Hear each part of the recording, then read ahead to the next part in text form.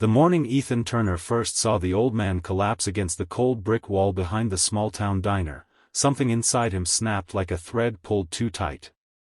The old man's cane slid from his trembling hands, coffee splashing across the pavement as his frail body swayed. Ethan didn't think, didn't hesitate. He dropped the lunchbox he had packed for work, rushed forward, and caught the stranger before he hit the ground. That moment, the weight of a life he didn't know pressed against his chest, and for reasons he couldn't explain, Ethan felt as if he'd been meant to be there. The single father who spent his mornings rushing between school drop-offs and a low-paying construction job suddenly became the only person standing between the old man and the world that seemed to have forgotten him.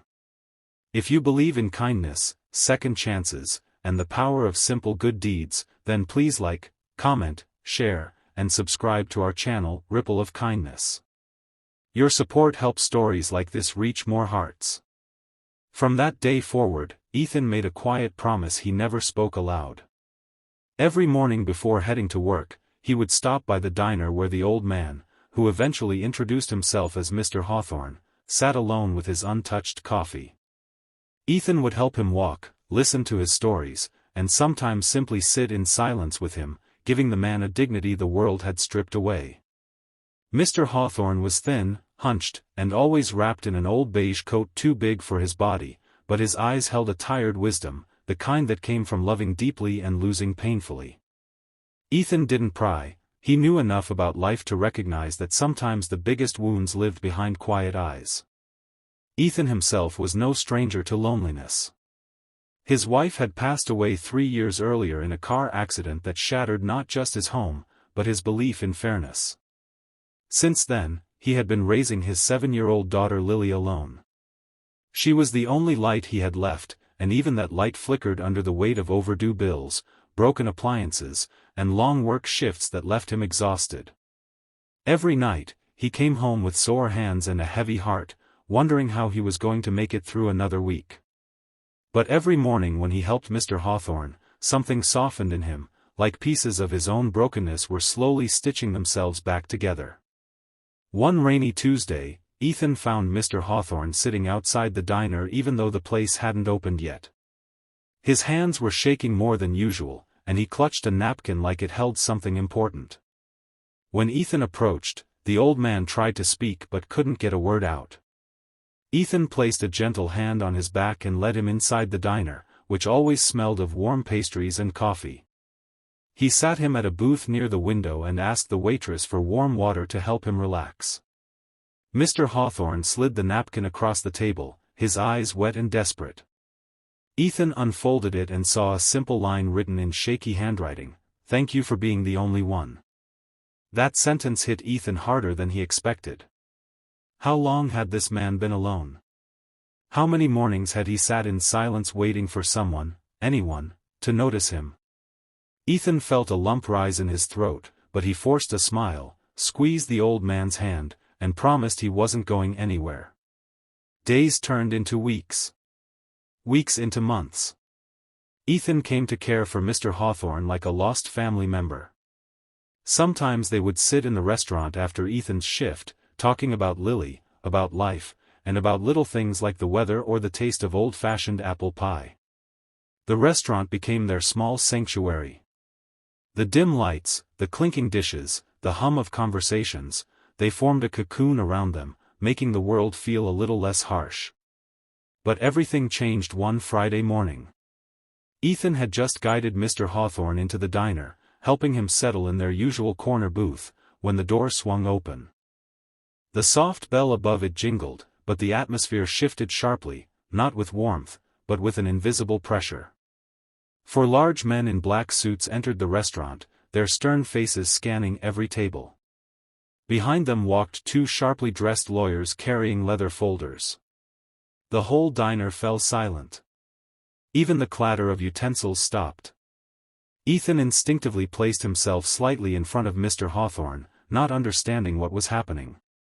The older lawyer approached with controlled authority and stopped at their table. His voice was calm, but heavy with purpose. "Mr. Leonard Hawthorne," he said, bowing his head respectfully, "we've finally found you." Ethan felt Mr. Hawthorne stiffen beside him.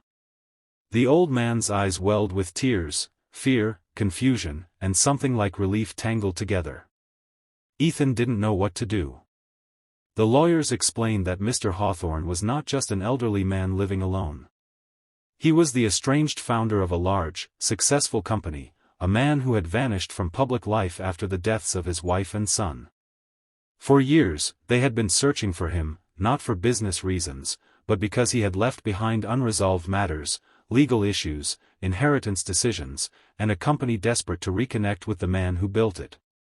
But the part that stunned Ethan the most was when one lawyer placed a sealed envelope on the diner table. It was addressed to Ethan Turner. Inside was a letter written in the same shaky handwriting Ethan knew well. Mr. Hawthorne had written it the night before, knowing his health was failing. The words inside trembled on the page. "You reminded me that kindness still exists. You gave me mornings worth waking up for. You were my family when I had none left." And beneath that letter was something Ethan never expected, legal documents naming him temporary guardian of Mr. Hawthorne's personal affairs and the primary beneficiary of a fund set aside for a man who has given without expecting anything in return. Ethan felt the room spin.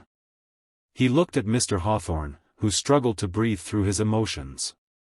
The old man reached out and held Ethan's hand with surprising strength.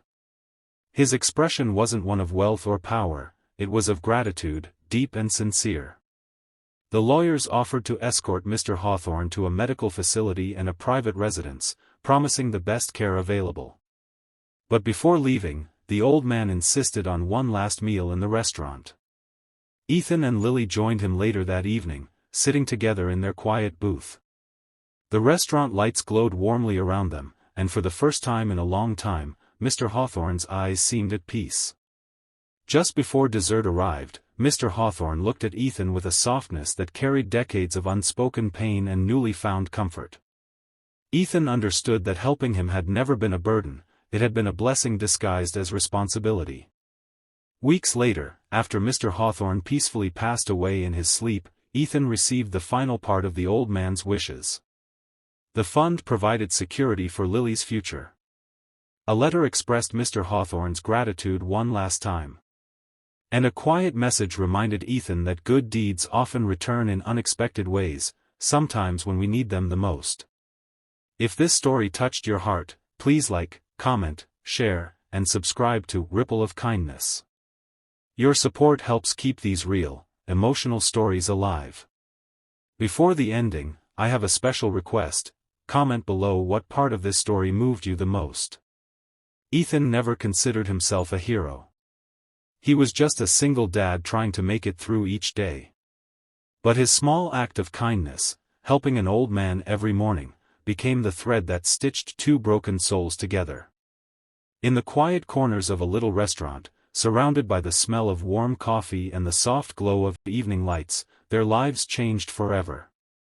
And Ethan understood something profound. Sometimes the smallest kindness can create the biggest ripple.